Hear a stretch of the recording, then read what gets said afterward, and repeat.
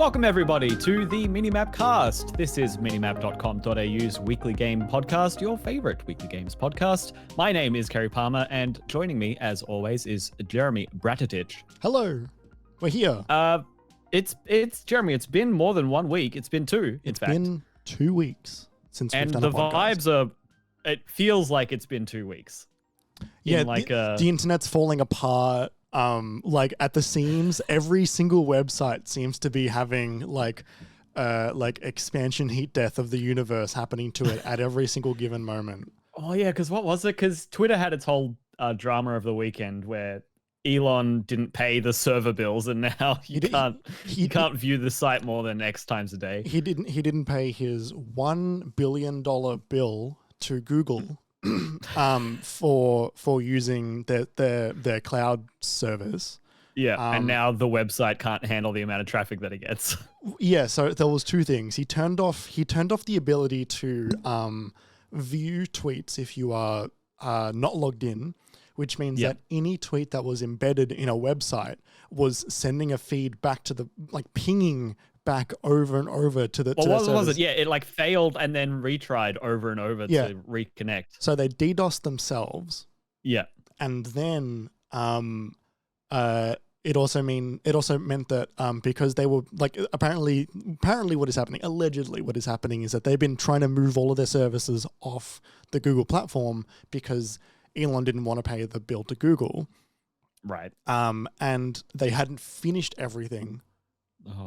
Leading up to the date that was the 1st of July is when everything kicked over, and so then everyone got rate limited. There was a maximum of 600 tweets a day that you'd be able to view, and that has since been it's gone up. It's definitely gone up. I haven't been rate limited today, and I've been on Twitter a fair bit today, so I think it's okay. But there are ways around it anyway. Like if you just went on the mobile website in a browser on your phone, that subverted it. There were so many ways to get around it, and it felt. But also, when you think about it, it's completely antithetical to the point of a social media website. They want you on there as much as possible. Yeah.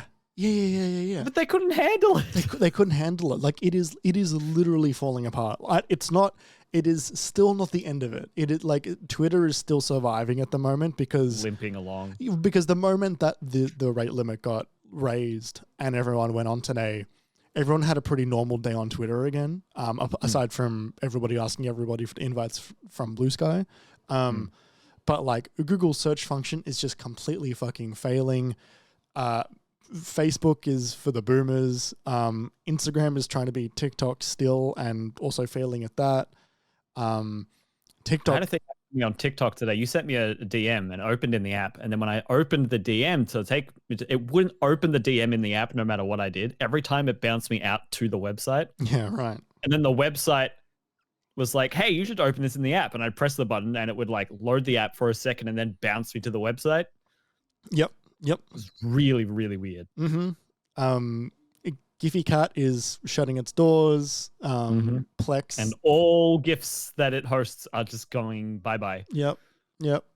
Plex gutted a third of its staff or something recently. They're every single company everywhere on the internet is completely falling apart at the seams because they did this. They turned the internet to what it is at the moment, and it was ballooning, and eventually, especially during COVID.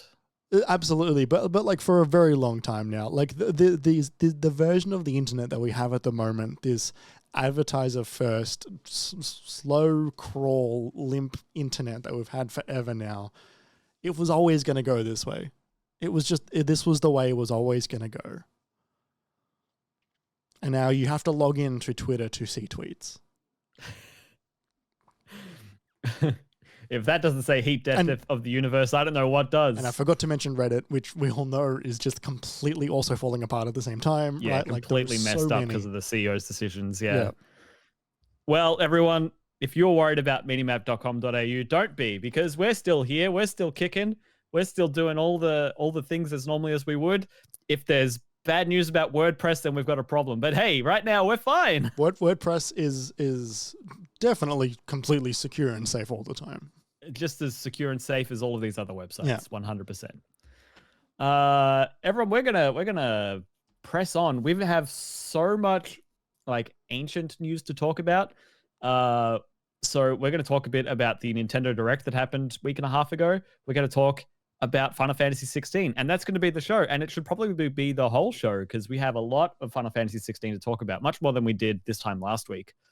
So I'm very excited to get into it. If you're unaware, welcome. This is the MiniMapCast, minimap.com.au's weekly games podcast. This podcast goes live on all podcast platforms on Wednesday, with 24 hours of early access given to our wonderful patrons. More on that in a second. If you like what you're hearing about the heat death of the internet universe, make sure to tell your friends and give the show a positive rating wherever that you listen to the podcasts. That was a weird way to say that. It makes a huge difference, and it only takes a few seconds. If you want to get notified every time a new episode is released, you can join our Discord by going to our website. There's a Discord button at the top and at the very bottom. Or you could follow our socials for the ones that still exist, for as long as they exist. We are at MiniMapAU on Twitter, Instagram, TikTok, YouTube, and also Twitch, where we are live every Monday night, 7:30 p.m. Australian Eastern Standard Time. That's right now. For the live recording of the MiniMapCast. We hang out with the chat beforehand and afterhand and during hand. During the recording of the MiniMapCast, and we'd love to see you there if you're free. We wanted to say thank you to Shook for letting us use the Moog Model D Improv as the music for the MiniMapCast. You can listen to more of Shook's music at shook.bandcamp.com. And finally, MiniMap is completely independent and funded basically entirely out of our own pockets. For only $5 a month, it's one of the few parts of the cost of living that haven't increased yet. And with that, you get 24 hours of early access for all episodes of the MiniMapCast, some extra bonus features and videos over there, and more. So you can head on over to patreon.com/minimapau if you wanted to help us out like that. And remember, it's cheaper than a latte with oat milk. And now I'm thinking of the Whittaker's oat milk block. It's cheaper than that. It is. Yeah. It is. You're right. I think that only comes down to $5 when it's cheap. Yeah, I think. Yeah, the look. It's not much you can get for $5 anymore. You need to go to a $5 shop. yeah. The $2 shops, they all went out of business. They couldn't sell anything anymore. They're just selling buttons and lint. They went the way of the $1.50 shop. Were they $2 shops because they used to be dollar shops? Well, they used to be like, I want to say they used to be like dime stores. Like that was a thing that they used to exist like years and years and years ago. Yeah. 10-cent stores maybe. But like they used to have to like update the signage. I remember watching signage being updated when I was a kid at the local shopping center. Yeah. Back when I lived near Heidelberg, there was like a dollar store that like changed its sign to like $2 store or something, and I was like, oh, that's funny. I was like, I don't understand. Like that seems worse. I said as like a 6-year-old not understanding what was actually going on. Inflation. Yeah. That's funny because then they spend all that money on the sign and they need to make more money, so they have to up the prices. I know. It's quite the commitment. It is. Jeremy, a couple of weeks ago, Nintendo hosted their June Direct for 2023. Almost said 33. Not quite. And we'd gotten through Summer Game Fest and E3. We made it. We made it. We somehow with like a decent number of announcements and of good showcases that I actually kind of forgot about Nintendo. I forgot that they normally do something around this time. Oh, and because Zelda's come out and been such a slam dunk too. Yeah. But no, they were like, hey, was it like 24 or 48 hours notice? They were 24. It was 24 hours notice. It was like, hey, get ready. 1 a.m. I had to quickly make a post for like social, and I was like, I like crawled out of bed, like grabbed my laptop, took it to bed. I quickly got an image together and threw it up. Yep. So and it was interesting. They announced a number of things. We're not going to go over everything there because not everything was pertinent. I've just grabbed from a rundown list. I've grabbed the top 8 announcements that I thought we could speak to, either talk about or laugh at.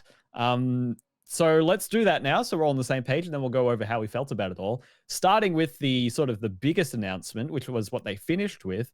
A brand new 2D Super Mario Brothers game is coming out called Super Mario Bros. Wonder. And it's a bit weird. It is a bit weird. I think it looks incredible. It's like Mario in the sky with mushrooms. Yeah.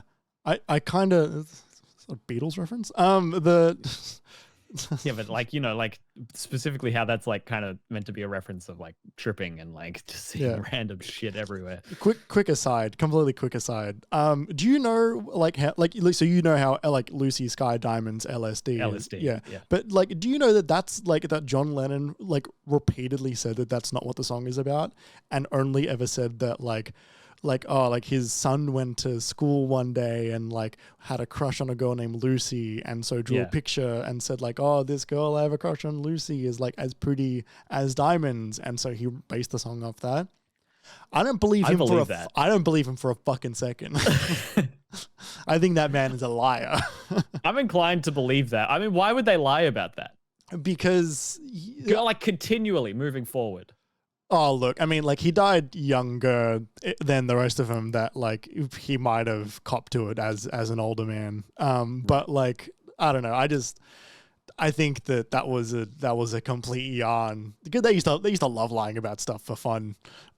So I think he was telling a fib. For fun. Yeah. Anyway. Yeah, Mario Wonder, I reckon, looks fucking sick. I think it looks, like, really good. Honestly, I looked at it and I could not get a feel for what it would play like, because it looks substantially different from any Mario game that we've played before in the past. Yeah, like I find it interesting that they have finally moved away from the new Super Mario Brothers art style. Because like I have been wondering if or when they were going to do that, because the Super Mario Brothers art style I never loved. I don't know if anyone ever really loved it. It was kind of... I liked it when it happened, but like... It's kind of boring. Like, it's very safe. It is like, you know, like... It's take the 3D assets that we made for Galaxy and stick them on a 2D plane. Yeah, but even then it was like, make them nice and shiny, make them bright, and don't really do anything that interesting with them. Like, make it look like an Illumination movie, right? You know, it'll be what it is. I need to watch that. Yeah. But like, this looks good. It looks like a departure. It looks creative. It looks really creative. It looks artistic, but also kind of looks like the box art from Mario 3 a little bit, right? Everything's on like a little bit of they're on like a 33-degree angle to the camera, which I found fascinating. Sure. Wasn't the whole shtick with Super Mario Brothers 3 that it was a play? Because that's the one with the curtains at the start and the... Yeah, kind of. Like, yeah, basically, yeah. And everyone's kind of a little bit facing the camera because they're sort of acting. But yeah, there is that, like, it's like 3D models, but it's perspective. Like, it's... Yeah, like they're always looking at... Yeah, that's a good point. They're always looking at the camera. Yeah. It is... Yeah, like almost like a mix of like Paper Mario as well. It's funny looking at it because it is a very unique design for games in general. Like it almost gives me like a Cuphead vibe, you know, and it's sort of that intentional 2D art style. Maybe not hand drawn necessarily, but you know what I mean. Yeah. Yeah, I just could not get a feel for what the game was going to be. Like, cool, you turn into an elephant and then like the pipe starts crawling along the ground like a caterpillar. Like, that's cool. But like none of it made me go like, I need to play that. A lot of it made me go like, this is different. This is interesting. I wonder how it will be. But I wasn't sold. Look, I think I was sold, but only because like it's Mario, right? Like they don't really put out stinkers. That's true. Especially not in the mainline Mario games, 2D or 3D. There's like, aside from Sunshine, like there's never like a, oh yeah, this is like I'm not having fun. Yeah. And so I think that I don't have any like I'll just get it on release because it's Mario. Yeah, you're one of the people I know who enjoy Mario games the most. Yeah, like I have just a baseline enjoyment for Mario. Like there are very few games that are just like, I'm sure I'll have fun playing this. I even had fun playing Sunshine to an extent, but it just definitely didn't get very good. I think I'm glad that they are still doing 2D Mario games, and I find it fascinating that in the final year of the Switch, we get a Mario and Zelda. Like the first year of the Switch, we got a Mario and Zelda. That's true. It kind of blows my mind we didn't get an Odyssey follow-up. Yeah. With this announcement as the next Mario, like a 3D follow-up. Like, I'm really surprised that this was what they had next. And like, I wonder at the size of this game as well. 2D Mario games tend to be pretty fast to complete, by and large. Yeah. Like they get hard, like, and there'll be a bunch of mini games and stuff in there as well. But like you'd probably be able to finish it within a few days. But yeah. I also think that they're spruiking co-op as they always do in these Mario games now. There's like a whole bunch of different power-ups and stuff. And I'm sure there'll be collectibles in the level as well that they'll encourage you to go back and find, and hidden doors and all that stuff. But I feel like length is not a thing they're ever really worried about. I think they just kind of want like another like last hurrah for the Switch. Yeah. Which is it's a good interesting point. that it's interesting that you're right. It is interesting that they never did a follow up to Odyssey. I still believe that the Bowser's Fury was going to be a DLC follow up to the game, and they changed it. But like I think that it is fascinating that we haven't got the next entry in that. Yeah. But they often they don't bring those out very often, right? Like we got one 3D Mario for the 64. We got one for the GameCube, two for the Wii, none for the Wii U, and one for the Switch at the very beginning of the console. You're right. That's a really good point. Like they don't bring them out with some that 3D often. world in the middle there. That's a good point. Like I'm sure we'll get one. Like I want to say that we're going to get one like for the at least within the first 12 months of the new Nintendo, whenever that is. But it would be smart. And when you look at all of those games, they do fit that kind of release cadence. Like Odyssey was first year, like Mario 64 was a launch title, Sunshine was early, Galaxy was early. What I remember though is I remember reading a thing yonks ago, and who knows if this is the case anymore, but that the team that was working on Odyssey was actually making a 3D Donkey Kong game.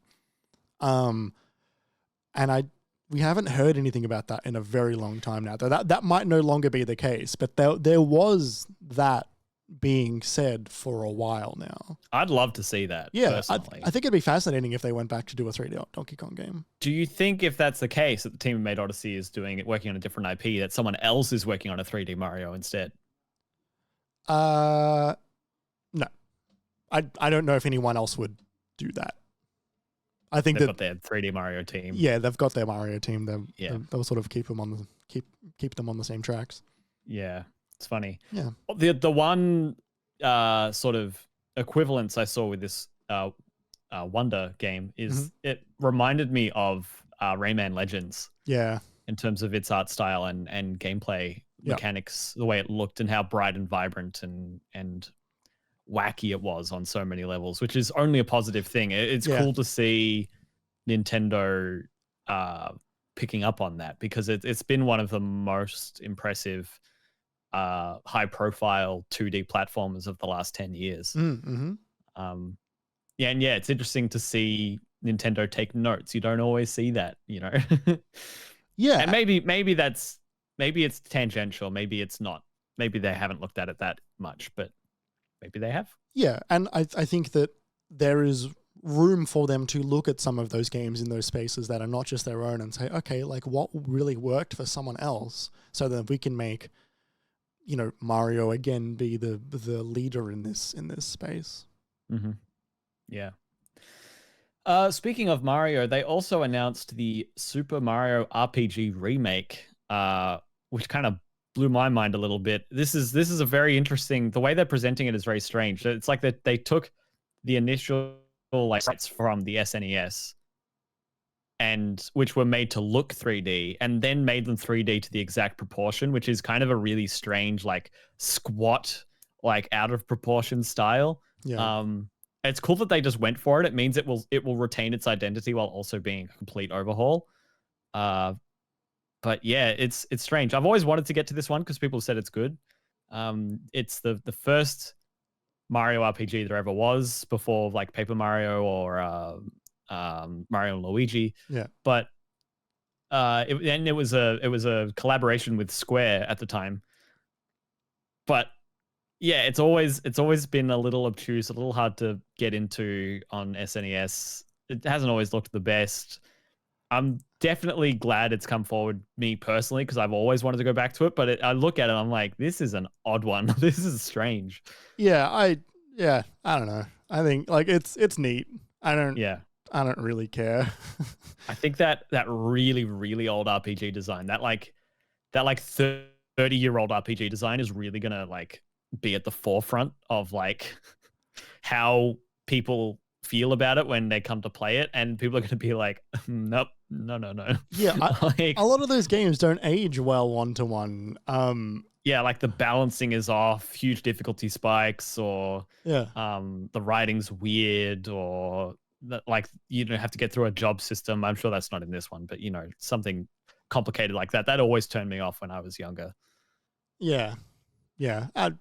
Look, congratulations to the 8 people who really enjoyed that game. And congratulations to the 500 people who are fans of that game without ever playing it. I think that like, look, I'm sure you'll have a decent enough time. Yeah. At the very least, it'll scratch the curiosity itch for you. Yes, exactly. Next, we had one of the biggest announcements of the show. Detective Pikachu returns. This looked bad. Alongside Detective Pikachu's friend, Tim. This looked kind of bad, right? Like, it looked like ugly. Yeah, it did. It looked like the first time I saw Detective Pikachu when they were showing it off for 3DS. I know, but at least on the 3DS, it's like a tiny fucking console with a minuscule screen. Like, this looks like... What is the fucking Pokemon company doing? Why does every game they release look like fucking dog shit?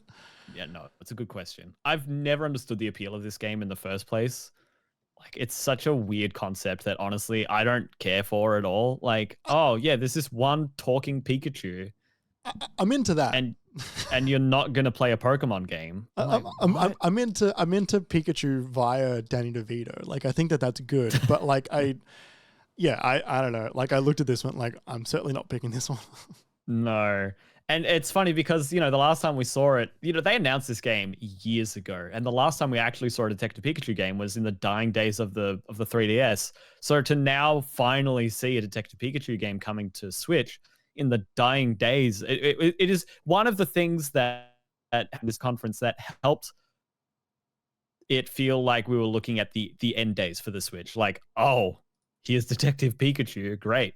Like, that's what you have to talk about? Woo! It makes me wonder if they're going to put out another movie at some point. Maybe, but they're not connected at all. No, but the movie didn't come out at the same time as the last game. I suppose. Next up, we had a new WarioWare game announced, which kind of astounded me. It hasn't been that long since the last one. But this one looks far more traditional in the way that the last one wasn't. This one's called WarioWare Move It, which is a bit of a callback to WarioWare Smooth Moves, the Wii version of the of WarioWare. It looks fucking good. It looks awesome, and so that it's all about holding the Joy-Cons and doing motions, and it looked bonkers. It looked so silly and so fun, and they had fun with it in the presentation too. One of the executives, whose name I never know, was doing one of the things, and and it was great. Yeah. I cannot wait to play this game. This is the smooth moves WarioWare that we haven't had ever since the Wii came out, like 15 years ago when that version of WarioWare came out. I'm very excited for this. And like, especially in the wake of Everybody Want to Switch. I was literally just about to say Everybody Want to Switch was coming out like a few days later. And they didn't even talk about it during the show. They didn't even mention it. I watched the trailer for Everybody Want to Switch. I didn't realize that's like you're using your phone for the entirety of that game. I thought you could use a Joy-Con if you wanted. You might be able to use Joy-Con, but like the entire thing is like 60 players or something are all playing at once. It's 1-2-Switch via Jackbox. Oh no! And that's right. That was the design. Yeah, that was in Imran's article. Yeah, it is absurd, that game. Yeah, the one clip I saw from it was of kind of funny. They were playing it during Tim's birthday stream, and they're all doing this weird thing. The different teams, they had to like point up and down, but like dance to the beat to like ward off these UFOs in the distance. And then one team thought they won, and one team didn't. And then it just ended with like did not finish. Like neither team finished their goal or whatever, and they had no idea what was wrong. And they were just like, "What the fuck is this? And like, what is this?" Phone gyroscopes are like famously really bad. Like they off calibrate so quick. Yeah. Yeah. So yeah, but WarioWare Move It is gonna be the antithesis of this. It's gonna cleanse the palate. Yeah. We saw a trailer for the Mario Kart 8 Booster Pack Wave 5, which was interesting because they showed 3 new characters. It kind of blew our mind when they showed 1 new character for Wave 4 with Birdo, but this is 3 new characters and a brand new map along with other remastered ones. We're getting way more with these booster packs than they initially promised. What must have been 18 months ago now, and it's awesome. Getting original courses and characters brought to this, it's great. I can't wait to play this. Yeah. I haven't played Waves 3 or 4 yet either, so I should really go back and get in there. But can you believe that they're doubling the course count on this game? It's fucking nuts. I've said it so many times. It's like one of the greatest games. Yep. It's just one of the best I hope games. they let it stand for a while. And I'm sure they will, because the team is clearly actually literally working on this. Like, they're not just porting, they're creating characters or creating courses, new assets, new music. Like, they're working on this game. I would be surprised if Mario Kart 9 comes out within 2 months, rather within 2 years of the last wave being released. Yeah, I don't think that they will do that. I think that they are doing this because they know that they can keep the player base all in one spot. They can then package this up for the new Nintendo Switch 2 and say, hey, here's Mario Kart 8 Ultimate Edition or whatever. Do what they're currently doing still, which is have it lumped in with the expansion pack. Yeah, maybe. Yeah, like there are so many ways that game is just going to continue to work for them that like it makes complete sense for them to just keep coasting on that one because it's going to do so well for them. Totally. Vampire Survivors is coming to Switch finally, which is awesome. It's coming with couch co-op. That's great. Like, that's not really a huge news thing there, except Vampire Survivors is coming to Switch, and that in and of itself is very exciting. And then a couple of the last ones here.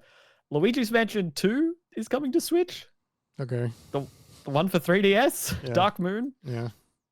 All right. Weird. Very strange. Long time after Luigi's Mansion 3. Why now? It, again, adds to that feeling of these are the dying days. Well, Luigi's Mansion 3 was one of the best-selling games on Switch.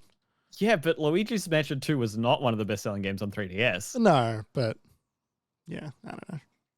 And then there was also, they announced the Pikmin 1 and 2 for coming from GameCube for Switch. That's cool. All Pikmin games will be playable on the Switch now, which is great. But then they also showed off, this isn't here for itself. This is here to laugh at. The Batman Arkham trilogy is coming to Switch. This looked rough. This looked so rough. And like, Arkham City looked rough on Wii U when they announced that more than 10 years ago. Yeah. And it took them this long to bring that and its older brother and its younger brother to their older console, to their newer console. Like, it's what a weird choice. What a weird decision. Yeah, I don't really understand this. No. It might have just been like Warner Games in whatever state it's in currently looked at what they can do in the next like 6 months and go like, okay, like look, we've got that Kill the Justice League game that's kind of having some struggles, and Titans? No, what's it called? What's that Batman game that came out that was dog shit? Without Batman. What are you talking about? The Robin Gotham Knights. Gotham Knights. Yeah, right. That came out and didn't go anywhere, and we're sort of stuck. And hey, look, these Batman games, we've already got them. Let's just throw a port together and sell it real quick. You speak about Warner Brothers and talking about the Switch. They have continued to delay the Hogwarts Legacy port for Switch. I wonder if maybe that's part of it. They'll like just put something out here that was supposed to make money. Yeah, maybe. Real strange one, and just one that was like, no one asked for this. Why did you do this? Yeah. So yeah, how did this direct make you feel when you watched it? How did you rate it? How did you feel about what the coming months of the Switch were looking like? How did it hit you? I thought it was actually a really great direct. I thought it was one of the best they've done in a really long time. Like maybe in years. Like overall, I kind of agreed. Yeah, it's like although like there's not that much here that I really love.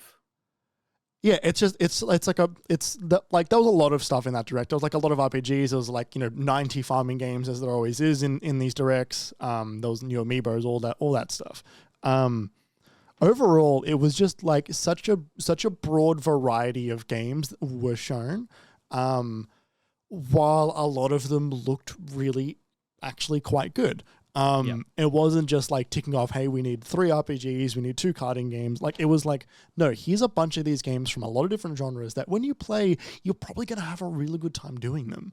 And so I think that it's a good way to round out sort of the portfolio of the Switch and say like, hey, look, we put out bangers up until the end, right? Like, we weren't limping out games as everyone was getting ready for the new hardware. Like we're releasing Mario Wonder, we're releasing, Metal Gear on the Switch, fucking 3 Metal Gear games and 6 smaller Metal Gear games and 3 smaller Metal Gear comics that are all wrapped up in that one weird bundle, right? Like there's a lot of enjoyable stuff to have on that all the way up to the end, which is, like this leads into what we know is coming in the next 18 months, I think we'll say. That there's going to be some new hardware at some point. Nintendo has said that for the first time that their account purchases are going to cross over to the new generation of consoles. The first time they've ever done that. Yeah. I can't fucking believe it. It's amazing. It's great. And it really speaks to that point that Phil Spencer made on the Xcast in the wake of Redfall about how the previous generation was really when people solidified their digital libraries. And so now if people are on a system and they've invested in that system, they need to be able to carry that forward because they have all of those purchases. Yeah, totally. 100%. And so like Nintendo, finally catching up to everybody and doing that is good. Like it's overdue, but it's good that they're doing that. And so seeing that happen, and at the same time, there was something that popped up yesterday. So there is a YouTuber, which I know, has been tweeting about some information that they came across. This YouTuber have a track record. They were the first ones, I believe, to talk about Metroid Dread prior to its announcement and release. Talking about how it's a 2D Metroid game for the first time in a very long time, like other M era, all that stuff. Had some genuine information about Metroid Dread prior to the announcement. This YouTuber has said, I believe they are from Spain. Translation of their tweet says, the Switch 2 development kit has arrived in Spain. The fact that the Spanish studio has already the kit, given Nintendo's secrecy policy, is a boost in the relations and indicates that we are in the last stages before the console's presentation. That's fascinating. Who made Dread? Mercury?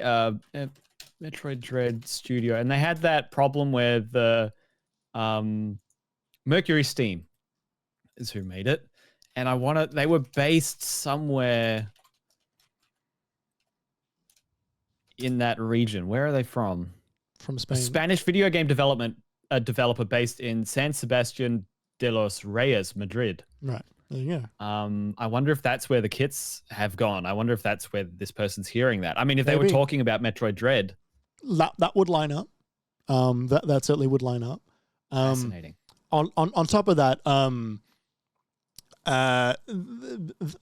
Bobby Kotick was subpoenaed by the FTC last week in the FTC versus Microsoft Activision, which we'll probably talk about in a week or two. We'll probably go over all the stuff that happened there. Yeah, we will at some point.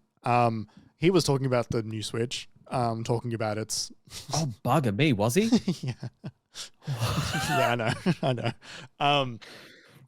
Fucking, I know. What are they doing? They're just dragging everyone down with them. And the fact that it was like Nintendo weren't even related in this conversation. In fact, the FTC for the entirety of this trial was talking about how Nintendo was not a competitor to Microsoft and Sony, which is a ridiculous thing to consider that they are. Because they eventually had someone up on the stand from Nintendo apparently, but I heard that this person apparently has been dodging the subpoena. Like they've been dodging being served for like 6 or 7 times because they just wanted nothing to do with this. That's so fucking funny.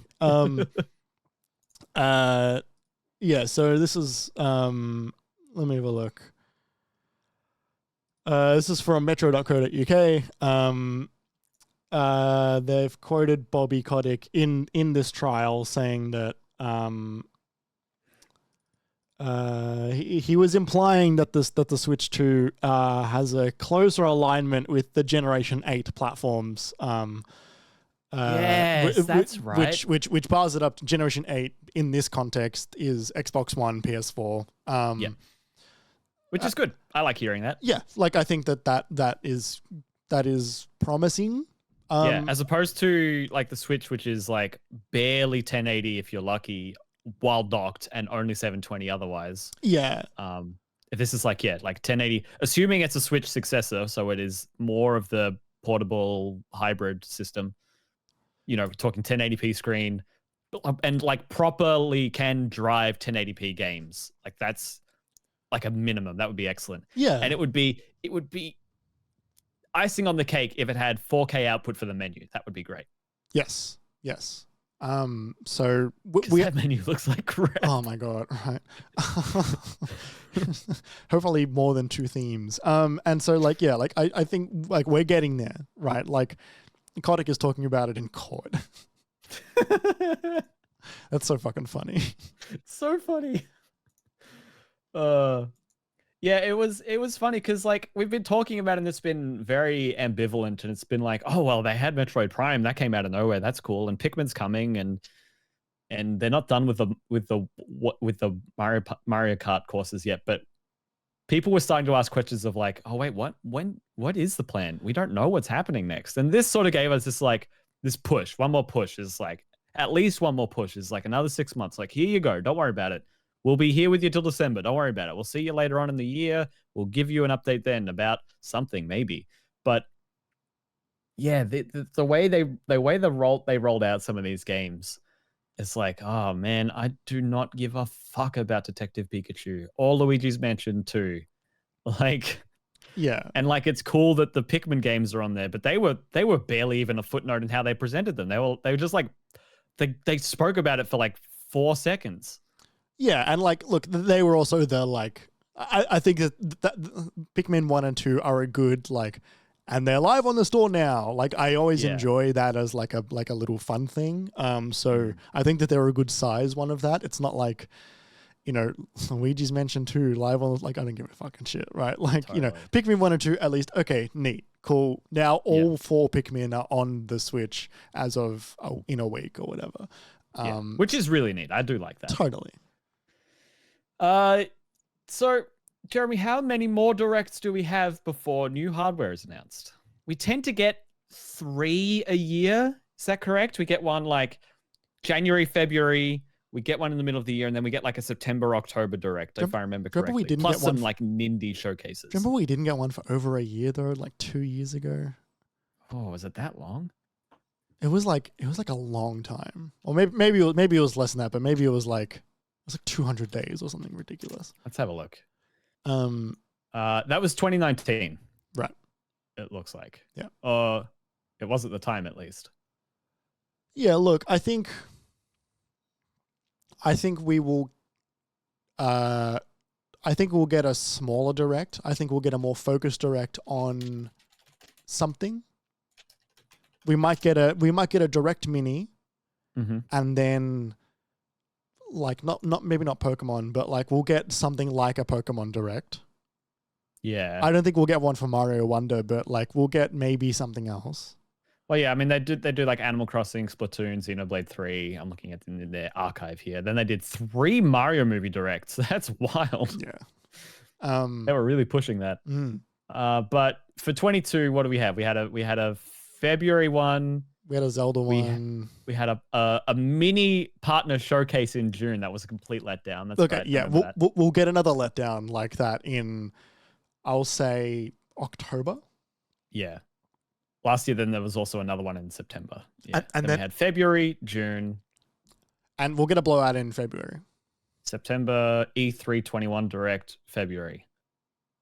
Yeah. So that seems to be the cadence. 3 a year. Once every 4-ish months. Yeah. I think the cadence is once every 100 days, I think is what they usually do, which is fascinating. Yeah, I think we'll get a partnership. We'll get a partner direct. We'll get like some information on some additional remasters and ports that are going to be thrown across, and a couple of other third-party games, and then that's about it. I reckon we've got one more full direct before the Switch, because they have repeatedly said, "Hey, it's not happening yet. Hey, stop talking about it. It's not happening yet. We're not doing anything yet." Like, so as recent as something like 1 or 2 months ago, they said that. Yeah. It's like, not this financial year. And that means like for them is, even if that's still not until the end of March for them. But also you know they could just be lying. They could also just like doing that. They could just be completely lying. They don't have any, there's no punishment, there's no penalty for them doing that. No, there's no punishment for, actually we are going to announce the next best-selling console from one of the most storied companies in the gaming industry. However, if this new hardware is going to be a full success of the way we expect and hope it is going to be, where it brings forward everything that we've got from the Switch moving forward, I can definitely see them doing a direct with some exciting things there, and that we get excited about. Here's something to look forward to in 2 months, 4 months, 6 months. And then only a couple months after that, we get a specific reveal for the hardware.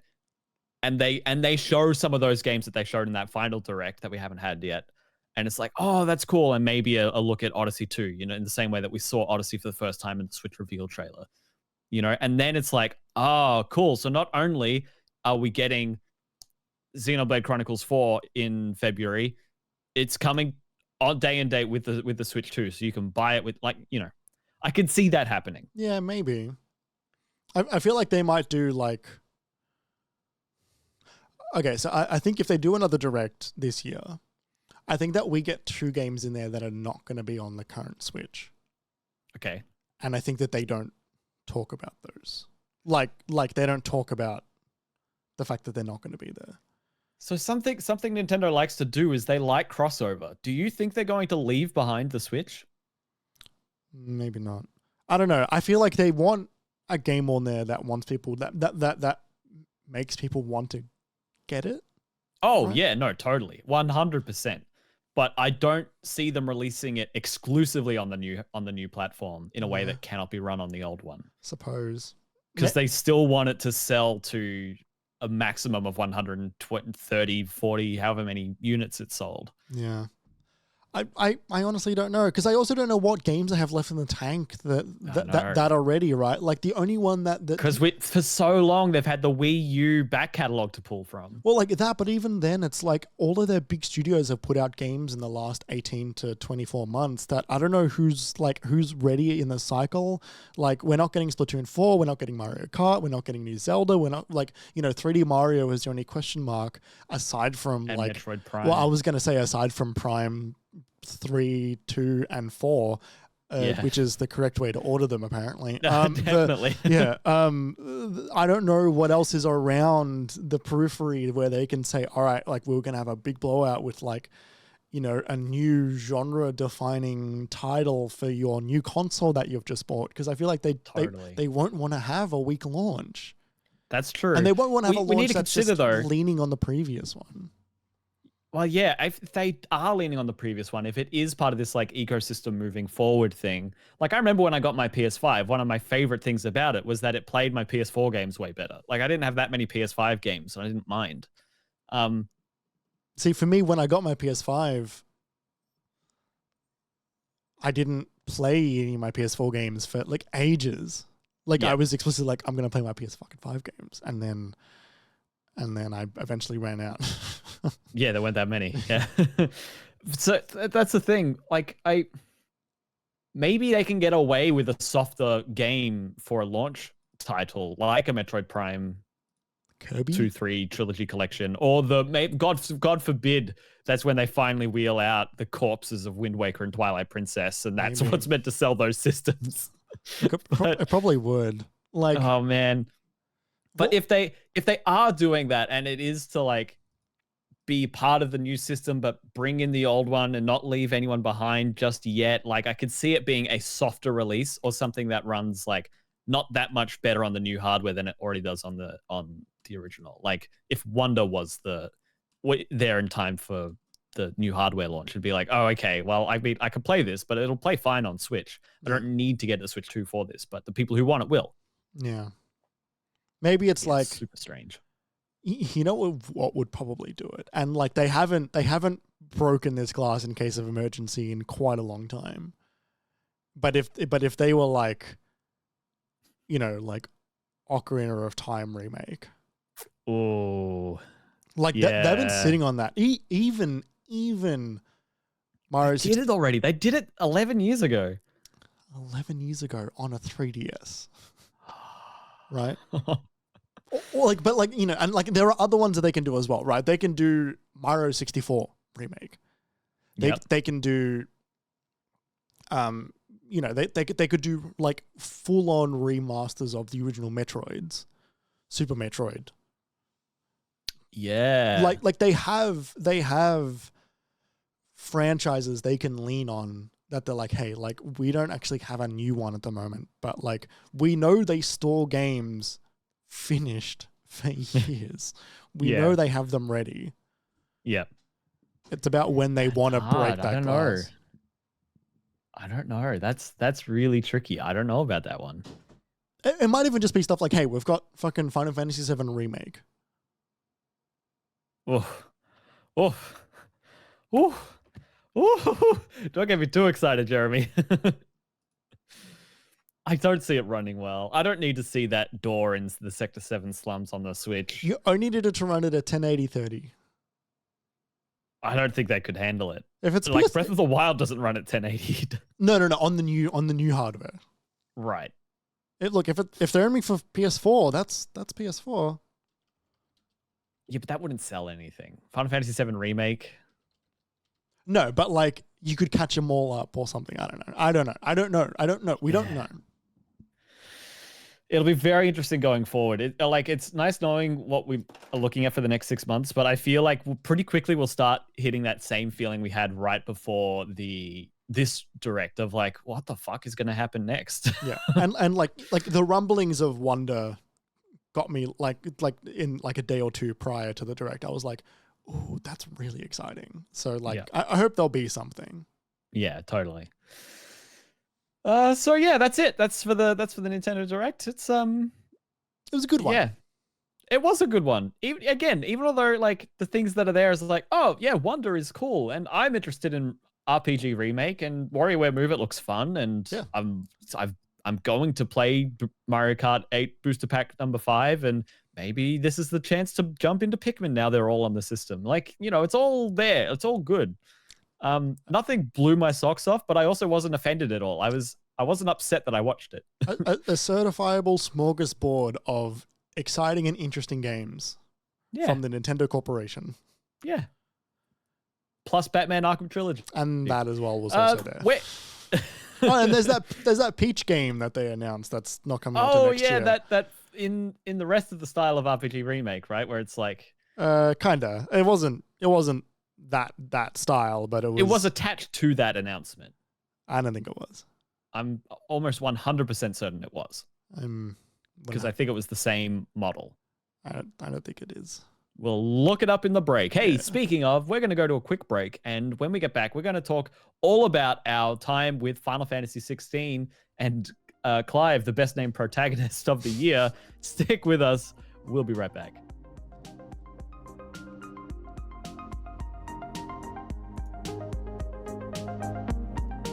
Welcome back to the MiniMapCast. This is the segment of the show where we talk about Final Fantasy XVI. I have 2 minutes I want before that.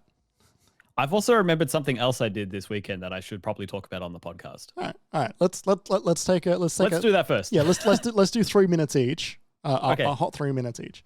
What's your hot 3 minutes? My hot 3 minutes is a couple weeks ago was Steam Next Fest. And there was a whole bunch of games that were demos available for you to play. I love Next Fest. I think it's really great. Allows you to play some things prior to them being released. Demos. But like allows you to sort of see what's coming in the pipeline in the next like 6 to 12 months in some of the not quite AAA spaces, which I think is always a cool thing. There is a game that I specifically want to talk about. That I played on Steam as a part of the Steam Next Fest. There's a game called Robobeat. I was hoping, I remember you brought this up on Discord, and I completely forgot about it. And I was hoping you were about to say it just now so I could remember its name and download it. Yeah. Robobeat fucks. Now it's been a minute since I've played a game that fucks and then spoken about it on the podcast in the way that says this game fucks. But this game definitely fucks. So last time that game that when it came out it was really disappointing, but the demo ruled. Yeah, this is not going to be like that. Because I know it's not going to be like that. And because I hope it's not going to be like that. Robobeat is a rhythm-based first-person shooter roguelite.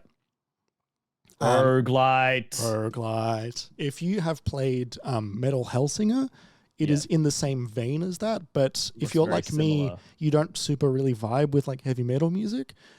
This is or that like gothic, like hellish, like I don't mind like that could be fine, but this isn't that either. Yeah, no, this isn't that either. This is synth rock, a la like in like this like cyberspacey looking world, right? Like you're shooting like cyberspace ghost looking characters and robots with eyes and all that stuff. Like it's really cool, really sick vibes. You've got two guns, you've got a left gun and a right gun, and you've got a dash and a jump and a counter, and two other abilities as well. Sometimes they are just like different type of bullets that come out of your gun. Sometimes they are different altogether. There's a song in Robobeat which was one of the coolest songs I've ever played a video game to. And it loops, and it's good every loop, and it builds to this singular riff that plays a handful of times, and it loops back out away from the riff, and then it loops all the way back in again, and it just fucking sent me. It was so cool. Different songs as well have different like beats per minute that you can see. Not every song is going to be the same beats per minute, and so the faster the songs, which is like the first song you get is relatively slow, and it gets faster and faster and faster to sort of build up your ability to play the game. The faster the song, the more attacks you can do per minute, right? Like that's sort of how that works. I thought it was just fucking sick. I finished the demo in about an hour, and I probably played about 2 and a little bit hours of it or something like that, because I just went through it over and over again. I was like, this is just good enough that I am just continuing to do this. So I highly recommend you give that demo a shot. I am very much looking forward to the game when it comes out. And that's my 3 minutes on Robobeat. Nice. My hot 3 minutes is going to be complete whiplash. Are you ready? I'm ready. I did the distortion world in Pokemon Platinum. Oh, Kerry. Tell me more. I hadn't touched my DS in weeks. And then I picked it up one time like 2 weeks ago and got the rest of the way through the cave up to Spear Pillar and then stopped because that was the time I stopped. So when I started playing it, it was really, I had a weird weekend. I was like, I'm going to play Final Fantasy. Oh, but I need to move the PlayStation because I can't see it on the projector because the sun's in the lounge room. Oh, I moved and I'm about to play Final Fantasy, but I need to go to the toilet. I'll take my 3DS with me. And I started playing and then I needed lunch and it was a whole thing. So because of that, I picked up my 3DS. Yep. And I started Pokemon and I was right there at Spear Pillar. I fought a couple of grunts and then I fought the commanders one after the other. And then I fought Cyrus and then Giratina, and then Dialga shows up and Palkia shows up. And then Cyrus is like, yes, I will use their power to shape the world, to make a new world. And then Giratina pops up out of the shadows. And there's some really cool graphics when it comes to Giratina in the distortion world. I don't know how I feel about this fully coming out of it. I do think it was really cool, and I think it would have blown my mind if I played it when I was younger.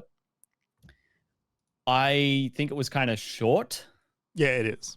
Like 30 minutes, less even. There's no Pokemon fighting in there except for when you get to Giratina at the end. Yeah, it's like 4 trainers or something.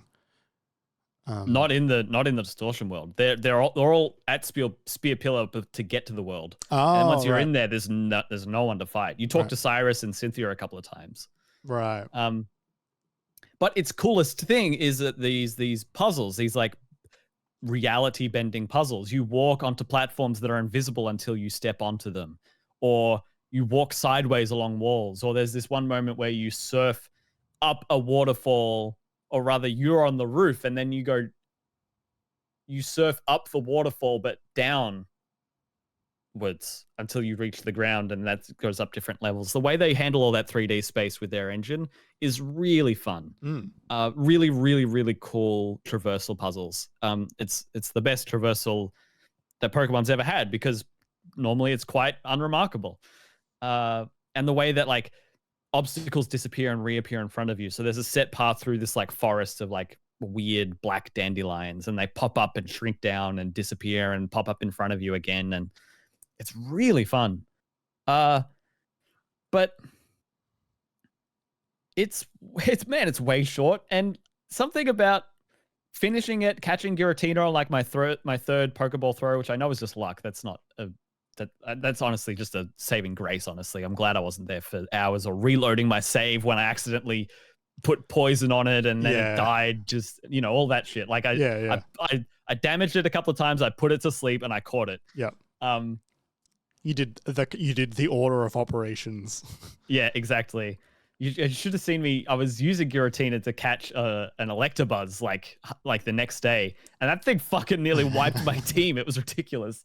I spent like 20 Pokeballs on that guy. Anyway, yeah, I left it. I was like, and they're like, "Oh, you defeated Cyrus. I guess now you can go get the 8th gym badge and defeat the Pokemon League. Do you want to do that?" I'm like, "Oh, yeah, I guess I could do that." And like in my head, it's been like I'm playing Pokemon Platinum, but it's very similar to Diamond and Pearl. But it's gonna become the point where it's the point where you play Platinum, the point for why you should play Platinum for this moment. And I got there, and it was interesting, and then it was over really quickly. So yeah, it is brief. It's still Diamond and Pearl with some stuff. The thing that you'll hate is I finished it and I was like, I can kind of understand now why this wasn't a part of the remakes. What? Without them creating a third game, which would be silly, and without them including it in both games, They should have. I mean, they just should have done. They just should have just done platinum. They just should have put it in both games, and you don't necessarily catch Giratina. Yeah, but you can catch Giratina. Or like Giratina is like a post game thing. Well, yeah, like, Giratina's in Diamond and Pearl. Yeah, but like the whole point of getting to Spear Pillar in Diamond is to find Dialga, and in Pearl is to find Palkia, and you still need to have that moment in a Diamond or Pearl game. Yeah. Or maybe that could be the distortion wheel could be a post. Yeah, you're right. No, it should be in there. But like I got to the end and I was like, oh, this wasn't quite as substantial as I thought it would be. I'm glad it's there. I'm glad I did it. I'm glad they made it so exciting and so different in that way. But yeah, I was like, oh fuck, now I'm done, and now I know what it's like, and now I just have to go on. Well, now I just finished the game. I know there's other stuff like the Battle Frontier is like a whole other thing in the post game, but I'm not there, and also the post game rarely excites me for Pokemon. Well, you've got custom firmware on your 3DS, right? Maybe. You can turn on all of the special events and stuff, which you should definitely do. You can like catch Shaman and catch Arceus and go through all of that stuff. I've done that. Oh, good, great. That stuff is cool. Yeah. It's like it's. I haven't done the actual events yet. I've activated them. I've got the items that will take me to places. Oh yeah, I'm saving that for like later. No, yeah, you should do that. That stuff is more cool stuff to do. I had forgotten that I had more to do in that realm. So yes, I appreciate you mentioning that. So yeah, I will finish it because I like my team, and like my team's filling out finally, and I look forward to getting past the point where I need my HM Pokemon around so I can have my full team with me all the time. Also, my starter sucks. I don't like my starter. I think Infernape is so bad. Yeah, you should have picked... He's so squishy, and he's weak to everything. You should have picked the grass starter like you're supposed to. But this is the only starter I haven't properly used before. I've done Torterra and I've done fucking Empoleon. Look, you've got custom firmware. You should have had all 3 starters and run through the game with all 3 of them. That would have been cool. I'm also so close to activating the give me 999 berries of all types, so I'm not planting them anymore. Like, why are you planting them at all? Because I wanted like I've got custom firmware, but not because I want to break the games. It's just I wanted to have access to those games. I wanted the as normal an experience as I could. But why are you planting berries? So if I return to them, I get more berries. Because if you just pick them all up and use them, then you don't get any more. You know, you have to buy them all again. Yeah, but are you using berries? Well, no, because I'm planting them. And we reach the natural conclusion to Kerry playing video games once again. Yeah. Just use your items, pal. Just use them. I've been using my items. I've been using my actual items. Just not the berries. Hey, let's talk about Final Fantasy 16 finally. I've been waiting to talk about this for ages. Ages and ages. Not just because, we've had the game for close to 2. Well, I guess it's just a week and a half at the moment for us. I did get to play a bit in pre-release though, because just because I did, but then I got pulled off it, so I didn't get to play a whole lot. For those who have played, I played up to if there's the first icon battle that you play in the demo, I played basically a little bit past the second icon battle.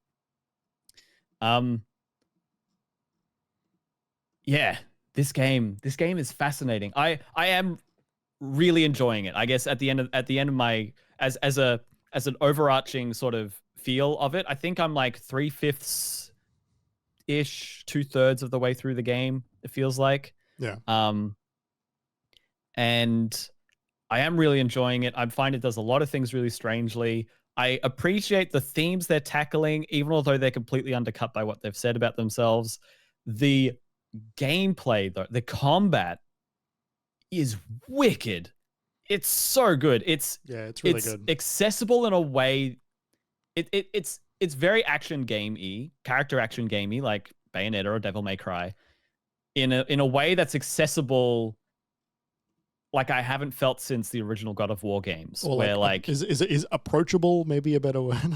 Yes, it is. Approachable is what is more truthful to what I meant when I said that. Yeah, more approachable. But I feel like it's enabled me to. I have to come to grips with it, and I have to think about which skills I want to use and which I want to apply.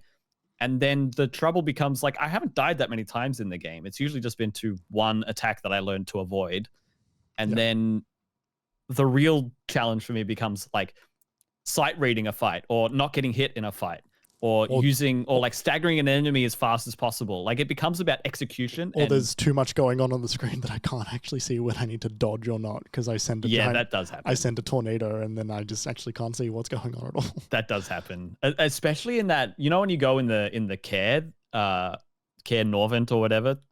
That area is so dark, and the characters blend into the bricks. That was a real low moment in the combat. I need outlines. Yeah. Give me Smash on 3DS outlines. Yeah. But yeah, that's my overall feeling on it. I think its story is actually fairly weak, but it is entertaining enough, and I think the performances are strong enough that I don't mind. How are you feeling about the game overall? I really like the combat. I don't think... it's been interesting. I've been sort of going back and forth about whether I prefer this or 7 Remake's combat, because I really enjoy both of them. Yeah, me too. I think that they both do different things well. Because 7, obviously, you play as different characters, whereas in this, you are doing just Clive, slash like the fighting kaijus. I actually don't particularly like those battles that much. I think that they look cool, but I don't super enjoy being Ifrit that much. He's a bit slow and a little bit clunky, and like it kind of feels like a fighting game, which is funny, but there's just so much room in the space that I'm just constantly chasing after the boss to hit it a few times until it runs away. Yeah, it's also quite scripted in a lot of ways, especially those first ones, because like the first one you do after the prologue is like, it's this weird like half mechanic version where they don't give you most of the moves. Yeah. And so then the next fight is a brand new tutorial phase where they give you new moves. Yeah. I just did my current favorite icon fight. Right. And that was good fun. They lent in all the way, but it was also not a tutorial. Okay. I think you'll really dig that one personally. All right. But like, yeah, the ones that I've done just I've been like, all right, like this needs to be shorter or needs to be more directed and scripted. So I feel like something's actually happening here, because we're kind of just two men in rubber suits throwing arms at each other, like a Tohei Godzilla film. And then Bryan Cranston overdubs it for the Power Rangers episode. Yeah. But like the actual combat itself, like I really enjoy. I enjoy like chaining all the different abilities and swapping between the different elements, and like chaining that in, like learning a whole bunch of different abilities is really enjoyable, and then like working that back into my like Swiss Army knife of abilities that I already have to then sort of put together little strings and combos in my head. It's funny, right? Because you have to choose your abilities really early on. You have to start choosing, because you only have limited slots, but more abilities. You start with more abilities than you can have. Yeah. Yeah. And it just gets worse and worse. Yeah. Yeah. You then have to just make more and more decisions about what you want at any given moment. Exactly. Which is like it's fine. Like, cause I never feel like that, like, oh, I really wish I had this one right now. It's more just like, okay, like I'm going to use the ones that I have right now. And that's fun, because using them all for the most part is really fun. The lightning special ability, I think, is really bad. The one that instead of the dash, you get the like ranged attack. Yeah, you get the lock on, and it's really slow. And like they did that move. That move exists in Kingdom Hearts Birth by Sleep, and it wasn't very good then. But what made it better in that was, instead of having like 6 bullets that you have to slowly aim, you had like 40. And you would hover over an enemy, and it would go like ding, ding, ding, ding, ding, ding, ding, ding, ding, ding, ding, as it was locking on. So it's just satisfying to do in general. Well, no, it would be like ding, ding, ding, ding, ding, as it was locking on more and more bullets onto this one enemy, and you would let go, and you would just like shoot this barrage of like 60 bullets all at once, and then it would then throw up a quick time, and so you would keep mashing X, and it would shoot more and more depending how fast you were mashing it. Yeah, that's fun. That was really fun. They should. I hope the upgraded version of that turns into that. I don't think it will. It doesn't. You can read what the upgrades do. Oh, okay. In the thing, and I'm pretty sure this one does not do that. That's a shame. Oh no, it lets you do 9 instead of 6. That's what it is. Okay, I'm not going to use it. No, don't bother. Yeah, I've I got the next one and I booted it. Yeah. So did I. Although I've mastered some of its abilities because I like the lightning ones. Right.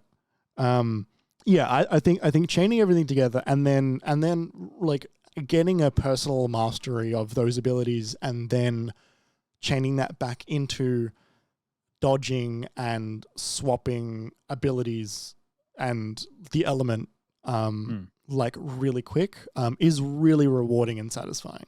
That stuff is like, it feels really enjoyable to do, to the point that sometimes I want battles to last longer because I didn't get my chain like all the way to the end, and I'm just like, just let them live for a bit longer. Like, I'm doing too much damage. I want this battle to actually last longer as opposed to just me being better. Because it is just fucking fun to do. I think that the world design is still kind of boring. Like, it's there's not the actual design of running around the areas. I think there needs to be something better about how long it takes for Clive to start to sprint or something, but like, he takes forever before he starts running fast, and the actual being in the world is not that enjoyable. I'm finding it's just kind of like by the numbers. It's very simple, right? And you and I spoke about this briefly on Discord, how and I remember saying to you that Clive has a very limited number of actions outside of combat. He has run around, he has jump a tiny bit, like jump that is useless. His jump in combat is much better. Yeah, it is. It's funny if you jump around in town as well. He does this little like tiny hop. Yeah, it's minuscule, right? It reminds me of Link jumping around, how he's just like, huh? But yeah, like Clive's actions are like talk to person, open chest, run past glowy thing, sprint if you run for long enough, and that's kind of it. No, but there's also a lot of like there's contextual, like, you know, like jump over this ledge, climb up this ladder. Like they exist in the world because that's how the loading screens are hidden. When there are loading screens inside of a zone, they have those, like, you know, like, you will slowly climb up this ladder, or you will go in between these two rocks, or you will. They're pretty fast. Yeah, like they're fast. Like, and it's good enough, but like to do its job, which is to zone areas, to cull the background. Yeah, and that's fine. But like, I think that the in between those areas, it's just like, here's a bunch of wide open space, and there are kind of enemies scattered around, and you're not really doing anything. It's not criminal, but it is the same level of boring as random encounters in an old school Final Fantasy game. Oh, that's a really good analogy, honestly. Yeah, it is an adaptation of that, is what it is. Yeah.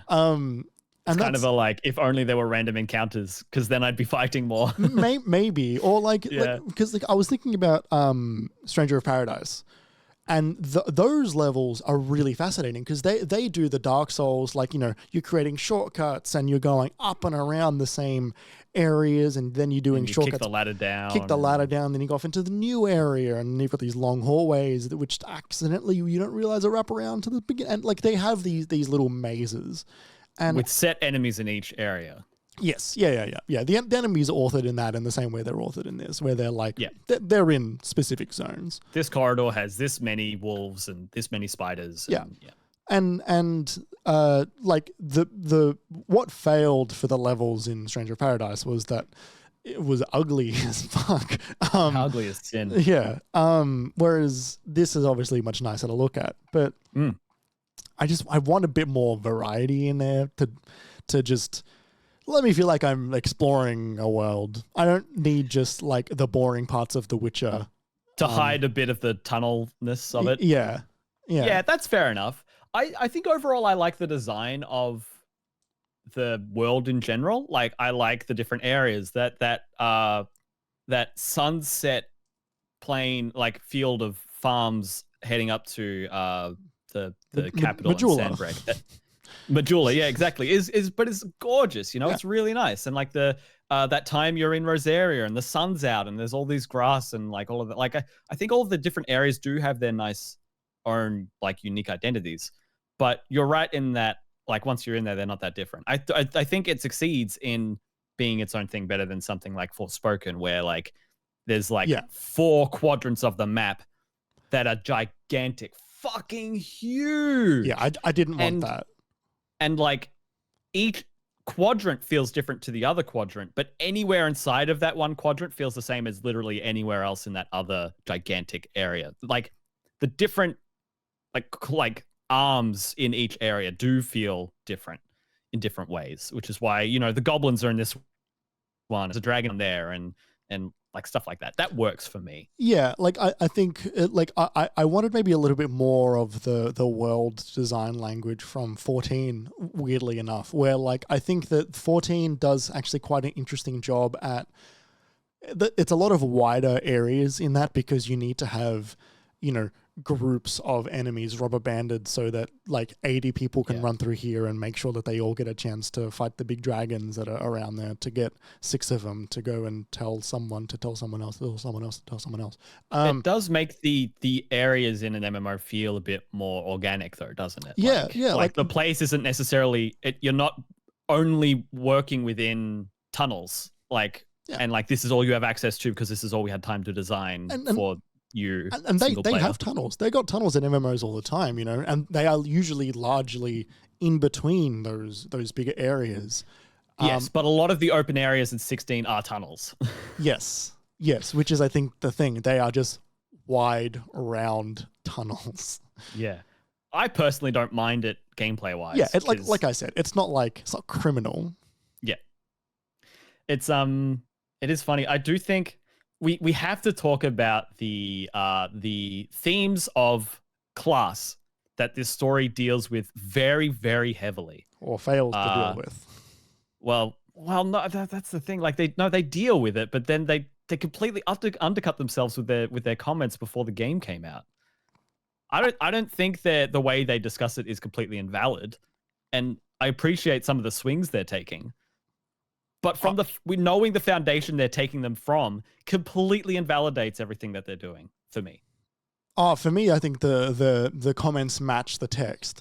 I think that the game completely fails to recognize a lot of the issues that stem from like where class comes from and how an underclass exists from a ruling class. And I will just fully like acknowledge that I'm not the most well read when it comes to that kind of thing. So like that's that I'm willing to defer to you on that. Like, but to stop vaguely about it, this game deals with you have people who are born who can't wield magic and people who are born who can. And those people who can wield magic are labeled as bearers, and they are branded. They're called branded or bearers. They get a tattoo on their face, and that shows other people that this person is lesser. And frequently in most parts of Valisthea of the world, these people are treated as slaves. They are bought as property. They are used for their magic wielding purposes to dry people's laundry, manage their kitchens with fire magic, or like wash things with water magic and stuff like that. There's the problem with that is that there is the crystal's curse, which is when you use too much magic, your body kind of becomes spent and it petrifies. And a lot of people have no feelings for the bearers that they own or they are surrounded by, and they just force them to work and work and work until they die. Yeah, like they're called slaves in the game, and slave masters like in the game. Like they are very like explicit with that is literally how it is, and it is what they are dealing with. Yeah. And so, your character, this is from the very start, you could see that he is branded. Then you go through the prologue. He wasn't initially branded, and that becomes a whole thing. He survives, but he gets forced into servitude in the army of an invading empire. He's quite proficient. He becomes an assassin, and it's all about him breaking out from that and finding out what happened to his family. But it also turns into a bit of we're going to create a better world where all men can live and die as they choose to. They say that a bunch. The thing is, like 12 months ago, the developers responded to critique after one of their trailers came out, and someone noticed, a number of people noticed, hey, we noticed there's maybe no people of color in this trailer. What's up with that? And like, yeah, they said, what did they? I don't remember specifically what it was. If you're looking it up, that's great. But I remember the thrust of it, which was we're basing our Final Fantasy period on a certain time period in history. So we wanted to keep it grounded and realistic to our setting, which is like, what the fuck are you talking about? Your game has crystals the size of mountains that give you magic. And like, sure, you've gone the whole route of like, this is a very British, like capital F high fantasy game. You know, there's like magic dogs and crystals and like that's what it is. It's swords and magic. It's not like Machina from Final Fantasy X or like Final Fantasy 12 more steampunk. Like, it is fantasy.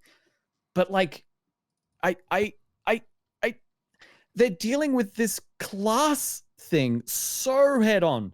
All of this, so many of the side quests are like, we're trying to help the bearers who are about to be sold at market, intercept the caravan so they don't get sold. Or like, you know, this girl wants you to find a pet, but it turns out she doesn't actually say that the pet's a bearer. And it's like fucked up that she thinks a bearer is a pet because they're a human being. And it's like all of these pointed things. It's like, oh yeah, look how fucked up this is. We're gonna change class and all people are people. But also we can't put anyone with like a darker skin tone in the game. Like, what? Yeah. Like, that was from Yoshida, the producer of the game, and it's like, he was talking about like it's going to be rooted in like European history or whatever, and it's like, this is a game about crystals, like this is a game about magic, this could be whatever you want. There are dragons, like you can like, you know, it will shock you to find out that there were women in Europe, I guess, or something. I don't know, but like, it doesn't make any sense. It's really bad. Yeah, it's bad. It is very bad, and I think I think that what he said in that interview with Kat Bailey was that like, I think that matches the text, because I think that they don't understand a lot of the issues I think that I'm having with this game come from the story and come from the characters. I don't like Clive. I can't. He's like baby's first like introduction to class warfare is like, what? Like there are people who are treated poorly in this world? Me, a prince? I've never seen this before in my life. In the prologue, he is talking to slave masters and stuff. And like, I just can't. I just can't with this. In a game where there is only white people, I can't do this with you, Clive. You're an idiot. The thing that gets me is I just did a whole section in the desert, and the music starts going with themes that you might expect from hearing something from Aladdin or from you know, Lawrence of Arabia. You know, you start hearing like zitars and stuff like that. Yeah, it is like, completely. Okay, so now we can start pulling from other cultures, but like, it is completely coded to be Middle Eastern style culture. Yes, yes, and there's someone there with like a vest and a turban and a somewhat darker skin tone as someone who is from South Asia may have, but like. It feels so false to just pick and choose like that. Like, turns out you can have someone in the game with a British accent who also is black. Yeah. It's possible. Yeah. And then going on top of that, the class struggles that they talk to a lot. You know, it's like the point of there's like two main arcs of the game, and it's one of them. Yes, it's one of them, and it's the one that gets the backseat the second half of the game, which is like them talking about you know, the first half of the game is Sid, my husband, talking about, you know, he wants to build up this society, and he wants to have this entire world where all of the bearers And the dominance. And the dominance, they are allowed to live freely and do what they want. And he's building up this movement, right? This like criminal movement in this world to build a free state for people who have been oppressed for generations and generations and generations. And there are side quests over and over again about like people who have been snitched on by people to the cops and stuff about like, oh, like there was a bearer like hiding under this house or whatever, or the one that was that really weird one about the woman who was like, oh, I had a son and I found out he was a bearer, and that wasn't even a quest. That was just like dialogue they showed you. Cutscene of this really bad dialogue, like not acted well, not written well, and not performed well or cut well. Of like someone saying like, I like, how's your new little one? You know, tell me about your newborn. And she's like, oh, I gave him to the cops because I had a bearer's son or something. And then the older child is like, that wasn't my brother, was it? And she's like, no, don't worry, we'll get you another one. You'll just have to be patient, which is like also fucked. I was sitting here going like, what is this? Like this is just really poorly written. There is some interesting stuff that Sid says through the first half of the game where he's talking about building up this movement and stuff. And the moment the world and the story hits a dramatic change, the priorities of all of the characters in the game shift drastically. It suddenly feels no longer about the bearers, and it suddenly feels no longer about this class struggle, but it feels all about stopping the powers that be, which is important but different. Yes. Yes, it's like when Clive says we want to help, Sid's like, all right, here's the real plan. Yeah. He's the plan to make the world a better place for everybody. Whereas Clive is like, I'm gonna stop me mum. I hate me mum. My mum hated me. I'm gonna fuck these crystals, fuck these mother crystals, because I hate me mum. And because Sid told me to once. And Jill doesn't do anything until you are in the second half of the game. Yeah, until much later. She does it. And then, like, good on her when she does. Yeah, cool. That scene was good. And then we are back to, I am Jill and I'm here for you, Clive, throughout what I hope is not the rest of the game, but it certainly fucking might be. Also, there is a number of times where, especially in the section that you just played, Jeremy, I won't get into it, but they're like, what are we going to do next? And they're like, well, we could do this thing, but it sounds like a trap. And Clive's like, we're going. And then they go and they get trapped. Yeah. And it's like, oh no, we were almost caught. It's like, why did you go? I know, but they get trapped only to get free instantly. Yes. To then get trapped to get free again instantly. Like it is like, it's a bit nothing. Like the when you look at the plot, it's like, oh, there's kind of nothing here after a certain point.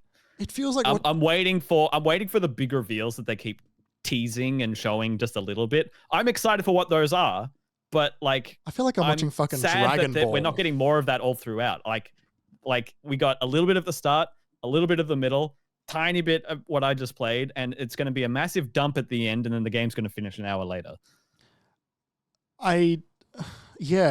But I think that the way the story goes is they leave behind further and further the issue of class warfare. They are moving away from the struggle of the people. They are moving further towards the battles of gods. Well, the battles of the elite is the thing that they consistently lean on. Clive, whether he likes it or not, he's not part of that class. He's not part of the lower class. I know that he's a bearer. I understand that he's branded. However, he's the prince, right? He has a last name that means something. He has a father and a lineage that means something. He can be on the side of the underclass, but that doesn't mean he's a member of the underclass. There is a moment you haven't found yet where he actively forsakes it. I've seen conversations where he says like, I'm not going to take up my throne, Yes. I don't believe that. Actually, the ending of that game to me is he becomes a king. But like, I'll save my judgment on a scene that hasn't happened yet until it happens. Mostly because I don't trust the narrative to not allow him to become a king again. Yeah, no, that's fair enough. But he's also like, if this is a funny a comparison to make, but like, you know, it kind of reminded me of one of the Kardashians saying that she was a self-made billionaire because she started her business. She started a business and built it up as if she did that in a vacuum. Nothing happens in a vacuum. We don't live in a vacuum. The world of Final Fantasy XVI does not exist in the vacuum.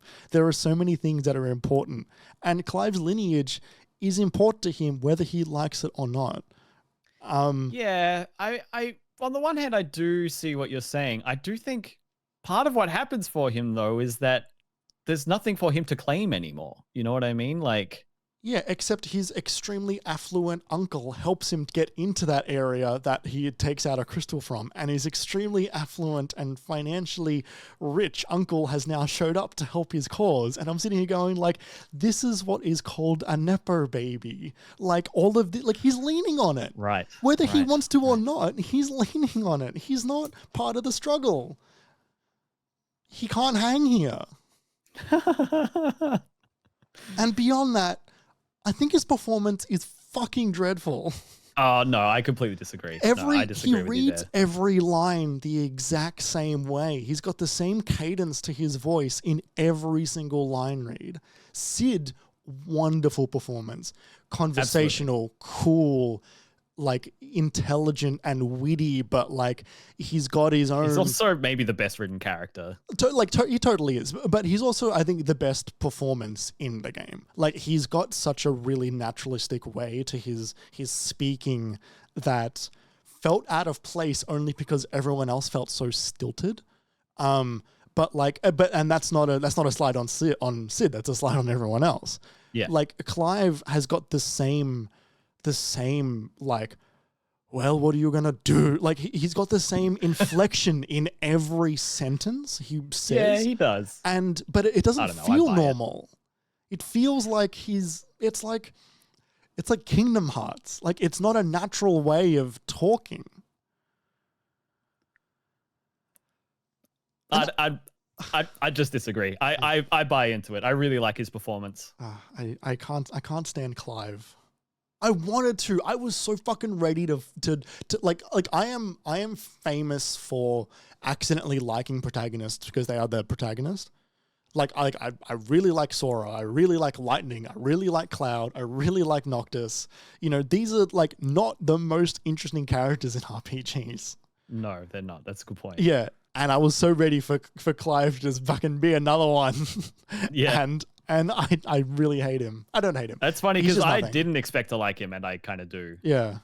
I really like his performance, especially in the more emotional scenes and stuff like that. I think his performance is great. I just want to. I wanted him to be a bit more cool. At all, I don't even mean like I want him to have like catchphrases and stuff. I just want him to feel like he's like I want him to feel like he's in control of his lines. Cloud says things that Cloud would say. Lightning says things that Lightning would say. Clive reads the lines that are fed to him in a book.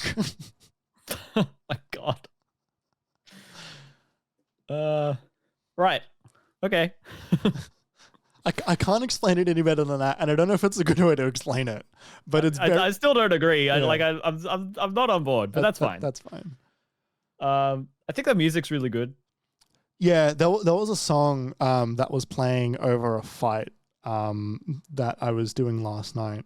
That like I think like a lot of the music is all right. Like I'm over some of the repetitive songs. That's the thing. That's the bit that gets me. And it's striking after how varied the soundtrack was for Final Fantasy VII Remake, where every act had a different remix of the same battle themes that you knew. Yeah. Like every boss fight has their own music. Every cutscene had its own music. Like there's so much different music in Final Fantasy VII Remake. I can't. It's incredible. But in 16, you're getting the same 4 or 5 different battle themes over and over, and a number of them are really good, which is great. Totally. If I was sick of them, I'd be sick of them. There's no one theme that is like, ooh, that one theme I can think of though, right? There's no, not that one I can think of. There are some though when they come around, I had forgotten them and they come around again. I'm like, oh yeah, no, I dig this one actually. Yeah, but there's no Blinded by Light from Final Fantasy 13. There's no the main battle theme from Final Fantasy 7. For me, there is one song for 16, and it was the song that was in the first trailer. And it's the one that happens when when Clive learns his limit break. Yeah. Do you remember that moment? I don't remember the song. It's sing it for me. It's the one as soon as you reckon it's the one that goes like da, da, da, da, da, da, da. It's kinda, yeah. That one felt the most like a Final Fantasy tune. And that one that one goes hard. Yeah. It always goes hard. And when they bring it out, it hits really good. Yeah. Like that one I think is the most Final Fantasy 16 song it is. It's why it's in the trailers. And it's probably a little bit of part of why it hits for me as well, because like they matched it with the highs of those trailers, and it matches those highs in the game when they use it. Yeah. But yeah, the rest of it isn't necessarily that iconic.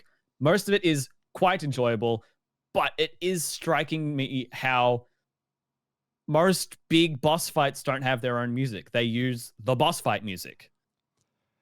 Yeah. It's a bit of a bummer. It's a bummer after 7 Remake for sure.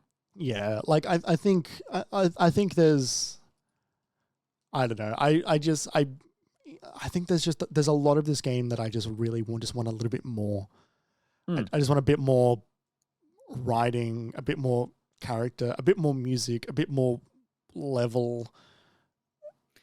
Yeah, and like the side quests are all really dull, and sometimes you spend so long talking about nothing, even in just the normal cutscenes or like discussions. It's like, man, you guys spent the wrong, like you guys put a lot of sentences towards this when you could have put it towards something else. Do you remember how bad some of the side quests were in the first Horizon game? No. Okay, they're really bad. Okay. Some of them were really bad. Some of them were like, oh, this is like a joke. These are worse. and I can't believe I'm saying that. Some of the ones in Horizon, the first one, were horrid. And these I'm sitting here going like, I don't even like I have not engaged in a side quest now for a week because I just don't want to hear or do any of them. So something I will point out, which I saw on Twitter, was there's a difference that they have in the logos that Final Fantasy XIV has. If the logo is an exclamation mark, it's just a normal side quest. If the logo is a plus, it will give you a permanent upgrade for completing it. So you should do those. Like a permanent upgrade? Like what's an example? Like one I've done is unlocking chocobos. Oh, okay. To get around the open world faster. The other one I've done is increasing potion efficacy, which is great because as my health bar increases, my potions get less effective. Are they good side quests or are they still bad? The potion one's pretty boring. Okay. And the chocobo one is a little bit better than normal. Oh, good. But you get chocobo. Yeah. Okay. They should permanently to use whenever you want in outside of a town. I shouldn't put that behind a side quest, but we'll move on from that. A lot of the RPG stuff in this game I don't think is very good. Yeah, I think this game, it's not the best like single player action, single player like cutscene story game. It's not the best RPG game. The people who really like arcade character action games don't think it's the best action game. No. It's trying to distill it all into one, and I don't think it pulls it off that well in that regard. But what is there that is good carries it so far. Yeah. The stuff that's good is good. And for me, who finds it easy to buy into the story, I'm along for the ride for the story. I'm here for the ending. I just don't know that I'll be that into replaying it. Yeah, I will make it to the end for the combat, but I have thought about it. You've thought about not. I've thought about what if I just play something else. Yeah, I got games I can play. In a year this stacked. I'll tell you this after the break, but I have after the break, after the end of the show, rather, in the post show. I'll tell you one of my findings about the next section that you're about to get to. Yeah, because I think you'll appreciate me telling you about it first. Okay. So yeah, that's what we think of it. If I had to give it a rating, I'd give it like 7.5 or an 8. Again, like the stuff that's great is great, like it is. And I enjoy a bit more than Jeremy does. But yeah, there is stuff that drags it down. And it will keep it from being one of my favorite Final Fantasies as a whole. Yeah. However, I will look back fondly on this kind of no matter what, unless they really, really fucking stink up the story. The gameplay, I'll always think it's kind of sitting in that Resident Evil 4 territory for me, where like if I like disregard the story or like forget about the story, I'll always remember how fun the combat was. Yeah, I'll always think back to like, oh man, that was a good time. Maybe I'll just load a chapter. Maybe I'll just get in and use some Garuda abilities. I think I'll be the same. But I think I will really appreciate something like, I would love like an arena mode or something that is like, here's like, just give me the like I kind of just want a bunch of end game stuff. I kind of just want like, here's 15 fucking difficult fights. Yeah, I mean, there's the hunt board. Have you done any of that? Yeah, and that's fine. But I kind of want like a even more streamlined version of that. I want like, give me a menu that loads me into an arena that I can just fucking take out a bunch of villains and then throw me back into a menu, and I don't have to hear. There anyone. is the training mode, and you can just turn that on to give you random enemies. I know, but I want a purpose for it. I don't want to just do it for fun. Right, you want a goal or a score to beat or a time to beat or something. Yeah. Give me grades, give me stars, give me points, give me leaderboards. Jeremy, there is the arcade mode. I know, but I want I want to climb a ladder and then win a championship or something. I want right. You want Ratchet Gladiator, but Final Fantasy 16's combat. But then I want to see your score, motherfucker, and then I want to beat your score, and I want to challenge you with the PlayStation button, with the power of the PlayStation 5. You'll get a notification on your console to say, "Hey, bitch, Jeremy just beat your score. Fight me." I think there is room for us to do that a bit manually with the arcade mode. I know, but you remember Astrobot and numbers and scores. Yeah, but you remember Astrobot, right? I do remember Astrobot. Imagine that. I can't believe we haven't had anything since then. They'll remove the feature in about 4 years, and then no one will ever use it again. I watched a video the other day. Did you know that on the Nintendo Wii, there was a little bit of RAM storage that you were able to store data onto from some games onto your Wiimote? Why would I do that? Because some games had the ability for you to take your Wiimote to your friend's house and then upload that saved data. Oh, that's like proto amiibo shit. Yes. That's weird. Yeah, not many games used it, and the use cases were quite limited. But really? in one of the Pokemon games on the Wii, you could take your party with you. Okay, that's cool. Yeah. Like the battle games? Yeah, the ones with no leveling and no personalization in your team. Yeah, that's right. Yeah. Or you could load up Mii's onto your Wiimote and then download them onto your friend's Wii. Classic. Yeah. Just on the Wii U, not the Wii? Just on the Wii, not on the Wii U. Oh, you said Wii U when you started Right, this story. Fascinating. Mm. That's on the remote or the console? On the remote. That's fucking weird. There was a little bit of storage that was used. That was, I think, just leftover from like, it was like they like the controller. Well, yeah, like the controller had, you know, firmware and stuff stored onto the controller. And then this was like, I guess it was allocated, like, and games were able to use it, but yeah, there was a little bit of room for games to utilize that if they wanted to. That's absolutely strange. Yeah. Absolutely bizarre. And then eventually they got rid of it with the software and hardware. Yeah, like eventually they proper like got rid of it. They like killed it. Yeah. That's probably for the best. Yeah.